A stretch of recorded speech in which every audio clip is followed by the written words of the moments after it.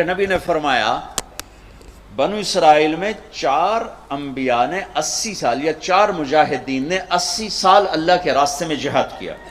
تو صحابہ کہنے لگے یا رسول اللہ ہماری تو عمریں بھی 80 سال نہیں ہوتی تو ہم ان کے برابر کیسے ہوں گے؟ تو ابھی ان کا یہ سوال باقی ہے اور مجلس باقی ہے کہ جبریل آ گئے کہ یا رسول اللہ بشارت دیں اپنی امت کو کہ اللہ کہہ رہے ہیں اِنَّا أَنزَلْنَاهُ فِي لَيْلَةِ الْقَدْرِ وَمَا أَدْرَاكَ مَا لَيْلَةُ الْقَدْرِ لَيْلَةُ الْقَدْرِ خَيْرٌ مِّنْ أَلْفِ الشَّهْرِ. چلیں ہم آپ کو ایک رات دیتے ہیں، آپ کی امت کے مرد عورت جاگ لیں، 80 سال سے زیادہ اجر لکھ دیا جائے گا.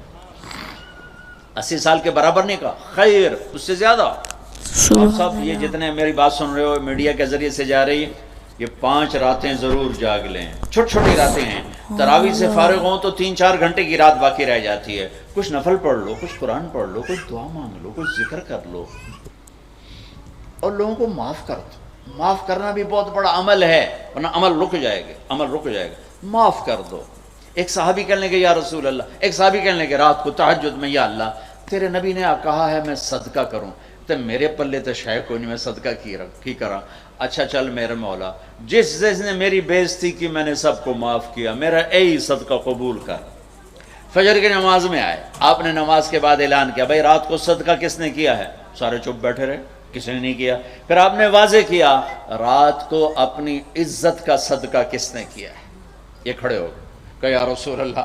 اور آپ کی باتیں سن کر شوق پڑا کہ کو مال لگاؤں، مال تھا نہیں. میں کہا چلو میرے مولا میں اپنی عزت دہی صدقہ کرنا. تو میرے نبی نے فرمایا تیرا اللہ نے قبول صدقوں میں لکھ دیا ہے یہ عمل. شب قدر میں معاف کرو. دل میں بغض ہو تو اٹک جائے گا معاملہ. 4 آدمیوں کی بخشش نہیں ہوتی. اللہ نہ کرے کوئی ہم میں سے کوئی ہو تو میں بتا دوں تاکہ وہ ابھی سے توبہ کر لے. مدمن خمرن، شب قدر میں جبریل اترتے ہیں، فرشتے اترتے ہیں، ساری دنیا میں پھیل جاتے ہیں. پھر جو لوگ دعائیں کر رہے ہیں نمازیں پڑھ رہے ہیں ان کے ساتھ آمین کہتے ہیں. پھر جب سحری کی صبح صادق کی اذانیں ہو جاتی ہیں تو سارے فرشتے اکٹھے ہوتے ہیں، جبریل سے پوچھتے ہیں کیا ہوا؟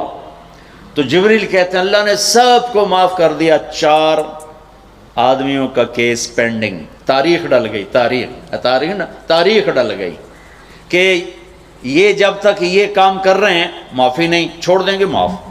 جو کون ہے؟ کہ مدمن خمرن، شراب پینے والا، اس کی معافی نہیں ہوتی شب قدر میں. تو کوئی اللہ نہ کرے کوئی ہے تو توبہ کر. ہر خواہش جسے آپ دنیا میں تصور کرتے ہو اس کو اللہ نے حلال طریقے سے جنت میں تیار کر کے رکھا ہوا ہے. کہتا یہ شراب چھوڑو، تمہارے منہ سے بدبو، بے ہوش ہو رہے، پیشاب نکل رہے، تم آؤ میرے پاس. وسقاہم ربہم شرابا طہورا، تیرا رب تمہیں خود اپنے ہاتھوں سے پلائے گا. ٹھیک ہو گیا؟ عاق لوالدیہ، ماں باپ کا نافرمان بخشش شب قدر بھی نہیں بخشوا سکے گی. ماں باپ کا نافرمان. میرے نبی نے فرمایا جب لوگ جنت میں جائیں گے نا تو اویس کرنی بھی جا رہے ہوں گے. اویس کون ہیں؟ اویس بن عامر من مراد من قرن من الیمن. یہ میں نے آپ کو ان کا پورا جغرافیہ، ان کی پوری آپ کی میں نے آپ کو ان کی بتا دی ہے بایوگرافی. اویس نام ہے، عامر کے بیٹے ہیں، مراد قبیلہ ہے، قرن اس کی شاخ ہے اور یمن ان کی رہائش ہے. میں ان کی بستی گیا 3 سال پہلے جہاں وہ پیدا ہوئے. اویس کرنی جہاں پیدا ہوئے میں وہاں گیا تھا. انہوں نے ماں کی حد درجہ خدمت کی، وہ آسمانوں تک پہنچی. یہ میرے نبی کی خدمت میں حاضر نہیں ہو سکے، آسمانوں سے جبریل پہنچے. اب جبریل کی بات کو میرے نبی کیا کس طرح، چونکہ اللہ کے نبی دیکھ رہے تھے کہ آئندہ آنے والی نسلیں ماؤں کے ساتھ کیا کریں گی. ہے یا رسول اللہ قیامت کب آئے گی؟ ایک سائل سوال کرتا. آپ نے کہا اللہ کو پتہ کب آئے گی. کہا جی کوئی نشانی تو بتا دیں کہ جب ماؤں کو ذلیل کریں گی اولادیں تو قیامت آ جائے گی.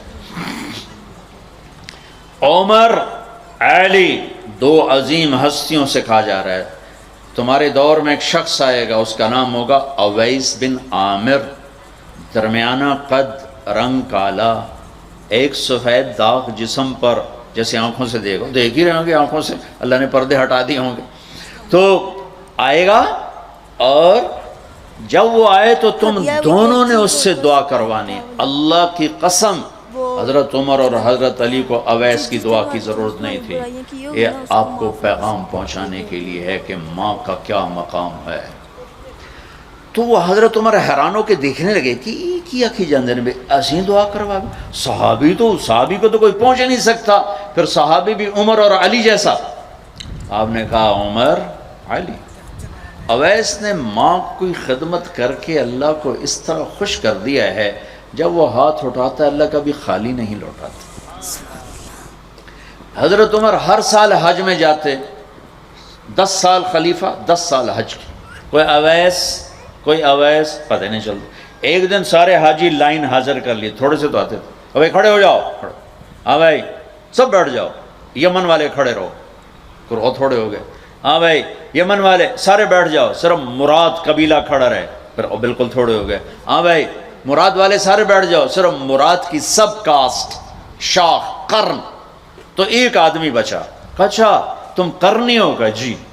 اویس کو جانتے ہو؟ کہا جی جانتا ہوں، میرے بھائی کا بیٹا ہے، بھتیجا سگا، لیکن وہ تھوڑا ہلے ہوئے ہے، تو اس کیوں پوچھتے ہو؟ اب تمہیں فرمایا میں تو ہلے ہوئے لگتا پہ ہیں، کدھر ہے؟ کہا جی آیا ہوا ہے۔ کہاں گیا ہے؟ کہا جی وہ ادھر گیا ہے عرفات اونٹ چرانے۔ آپ علی کو ساتھ لیا اور عرفات کی دوڑ لگا دی۔ وہاں پہنچے تو دیکھا اویس کرنی درخت کے نیچے نماز پڑھ رہے اور اونٹ چاروں طرف چر رہے، یہ آ کے بیٹھ گئے۔ انہوں نے محسوس کیا دو آدمی آ گئے تو نماز مختصر کر دی، سلام پھیرا۔ حضرت عمر نے پوچھا کون ہو بھائی؟ کہا جی میں مزدور ہوں، اور کون؟ اسے نہیں خبر یہ کون ہے۔ تیرا نام کیا ہے؟ کہا میرا نام اللہ کا بندہ۔ حضرت عمر کہنے لگے سارے ہی اللہ کے بندے، تیری ماں نے تیرا نام کیا رکھا ہے؟ کہا بابا تو کون ہے میرا انٹرویو کرنے والا؟ ان کو عجیب سا لگا نا۔ تو حضرت علی نے کہا اویس یہ امیر المومنین ہے عمر بن خطاب، اور میں ہوں علی بن ابی طالب۔ پھر تو اویس کانپنے لگے۔ کہا جی میں معافی چاہتا ہوں، بہت معافی چاہتا ہوں، میں تو آپ کو پہچانتا نہیں تھا، میں تو پہلی دفعہ آیا ہوں۔ حضرت عمر نے فرمایا تو یا نا اویس؟ کا جی میں اویس ہوں۔ کہا ہاتھ اٹھا ہمارے لیے دعا کر۔ وہ رونے لگے کہ میں دعا کروں؟ تسی سردار، میں نوکر توڑا، میں دعا کروں؟ کہاں اللہ کے نبی نے فرمایا تھا